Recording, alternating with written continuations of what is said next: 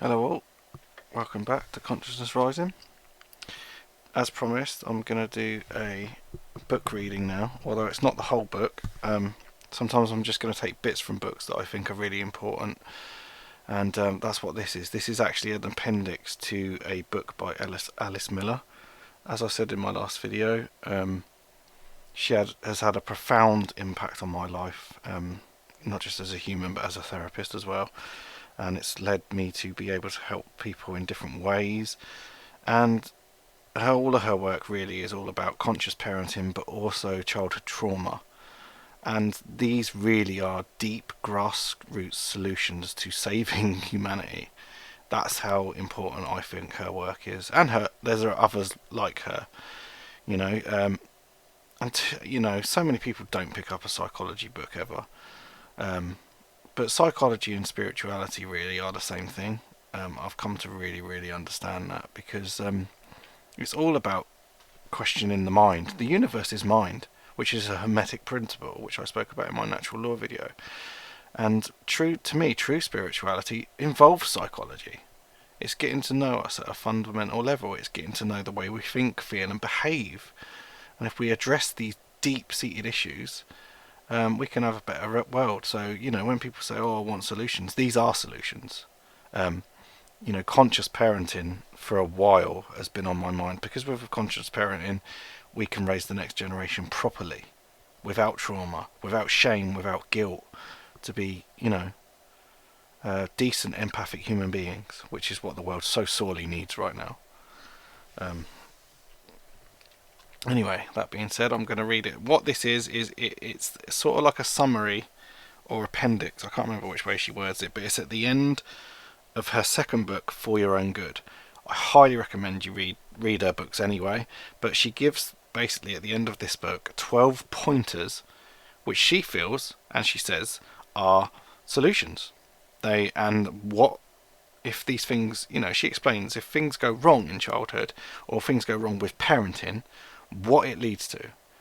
And so many people are walking around with all this stuff and never address it. And I've showed you how to address that with EFT. So I felt this was really important. So with that being said, I'll get started. There she is on the left there, and that's her book, For Your Own Good. It's all about the roots of violence in child rearing. That's what the book's about. It's brilliant. Anyway, I'll start. I'm going to read these all out. She says, for some years now, there has been proof that the devastating effects of the traumatization of children take their inevitable toll on society.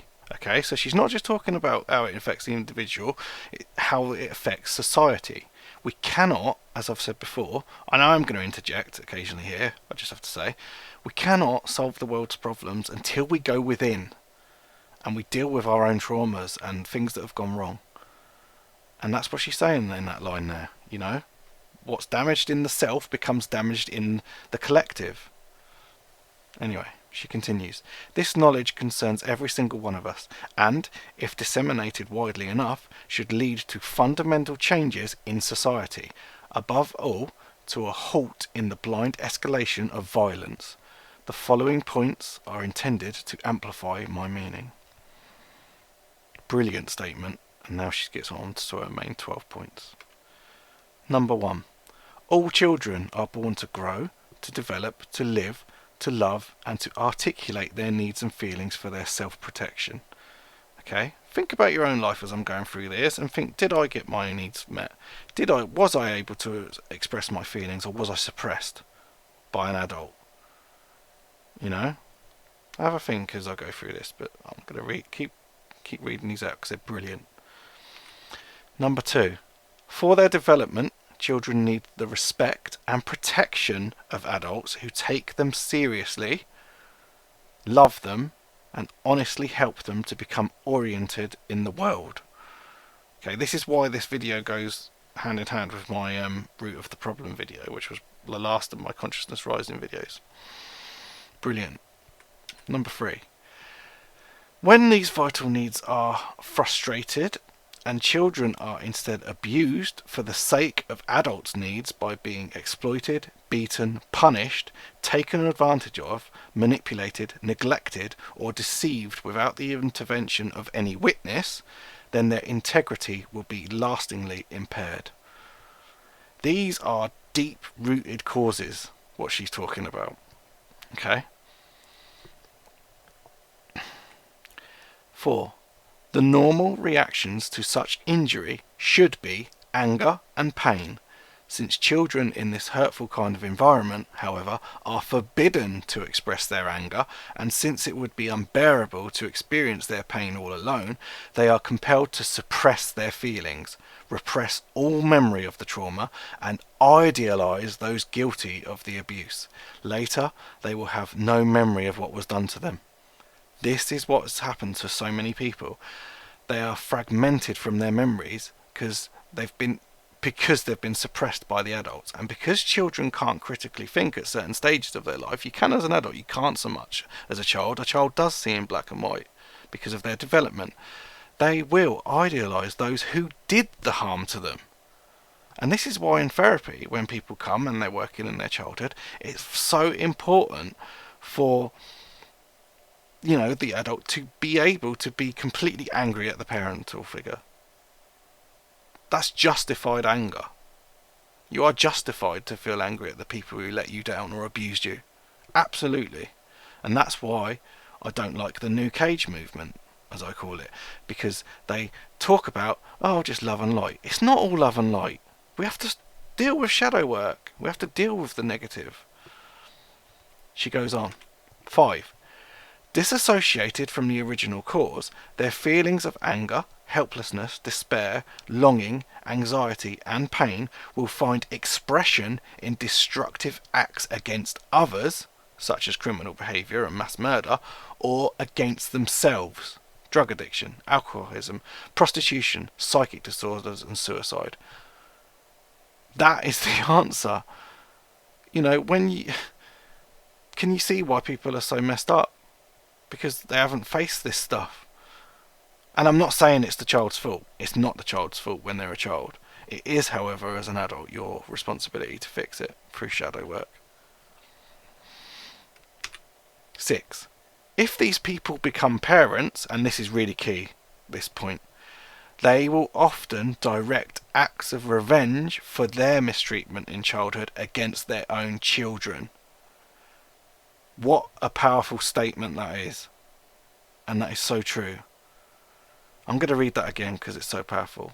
If these people become parents, they will often direct acts of revenge for their mistreatment in childhood against their own children, whom they use as scapegoats.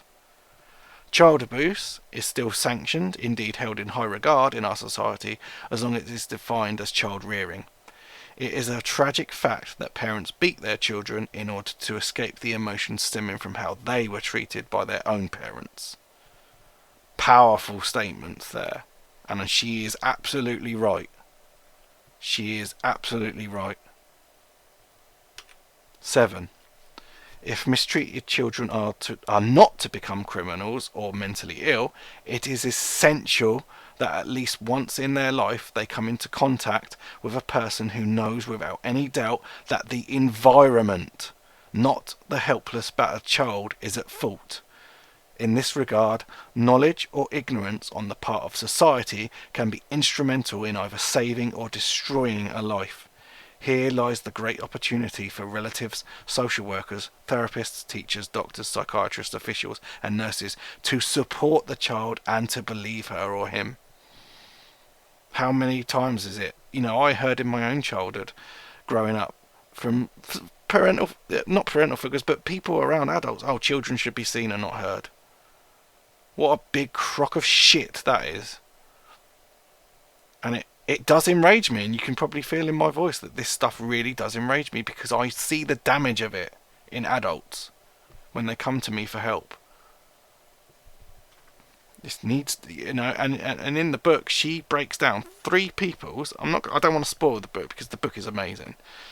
She goes into Adolf Hitler as well as 2 other people, and she looks at their childhoods and what was linked in all 3 of these people, whether it was harm to the self or harm to others, as in Hitler with the Jews and blah blah blah. None of them, the key was none of them had anyone they could confide in and talk about their deep-seated feelings. No therapy, no friend, it's so important that people are supported. This is the healing we need. She goes on. 8. Till now, society has protected the adult and blamed the victim. It has been abetted in its blindness by theories still in keeping with the pedagogical principles of our great-grandparents, according to which children are viewed as crafty creatures, dominated by wicked drives who invent stories and attack their innocent parents or desire them sexually. In reality, children tend to blame themselves for their parents' cruelty and to absolve the parents, whom they invariably love, of all responsibility. That is very deep, and she goes more on that in the book. To understand that a bit deeper, you need to look at pedagogies. I'm not going to go into that here, but the way that people were taught to parent back in the day was fucking evil. There's no other words for it. It was fucking evil. And yes, this does make me angry and passionate, because I know that people can be healed. But this is what society needs to do. 9. For some years now, it has been possible to prove, thanks to the use of new therapeutic methods, that repressed traumatic experiences in childhood are stored up in the body. This is why I said before, but I'm going to go into it in depth. I've got a video coming up on shadow work. All shadow work must include the body. You are not doing shadow work properly until you include the body. I know that now 100% in my heart. Okay, sorry. I know I keep interjecting, but it's important to hone these things in. I'm going to read that again. For some years now, it's been possible to prove, thanks to the use of new therapeutic methods, that repressed traumatic experiences in childhood are stored up in the body and, although remaining unconscious, exert their influence even in adulthood. In addition, electronic testing on the fetus has revealed a fact previously unknown to most adults. A child responds to and learns both tenderness and cruelty from the very beginning. Yes, it's external. I said this before, didn't I? Human beings are programmable. They are not born good. They are not born evil unless they are brain damaged and something goes wrong in birth. It is the external environment and the people around them that program the child. Go back to, I think it's episode number 2 I made on this. Number 10. In the light of this new knowledge, even the most absurd behaviour reveals its formerly hidden logic once the traumatic experiences of childhood no longer must remain shrouded in darkness. Okay, so if you have this, you address it, go to therapy, talk it through. Be able to be angry at the people who harmed you, you know. It's important. It really is. It has to come out. This is shadow work, what she's talking about here. Don't remain in darkness. You confront it. That's the warrior way. 11. Our sensitization to the cruelty with which children are treated, until now commonly denied, and to the consequences of such treatment, will, as a matter of course, bring to an end the perpetuation of violence from generation to generation. This is generational healing, what she's talking about. And the last point, 12, it's 2 slides because it's long. People whose integrity has not been damaged in childhood, who were protected, respected and treated with honesty by their parents, will be, both in their youth and adulthood, intelligent, responsive, empathic and highly sensitive. They will take pleasure in life and will not feel any need to kill or even hurt others or themselves. They will use their power to defend themselves, but not to attack others. They will not be able to do otherwise than to respect and protect those weaker than themselves, including their children, because this is what they have learned from their own experience, and because it is this knowledge, and not the experience of cruelty, that has been stored up inside them from the beginning. Such people will be incapable of understanding why earlier generations had to build up a gigantic war industry in order to feel at ease and safe in this world. Since it will not have to be their unconscious life task to ward off intimidation experienced at a very early age, they will be able to deal with attempts at intimidation in their adult life more rationally and more creatively. Now, I hope you got a lot from that, because those 12 points to me are absolutely powerful. Deep, powerful psychological statements that are completely true. And, you know, this lady's work has had a massive effect on me.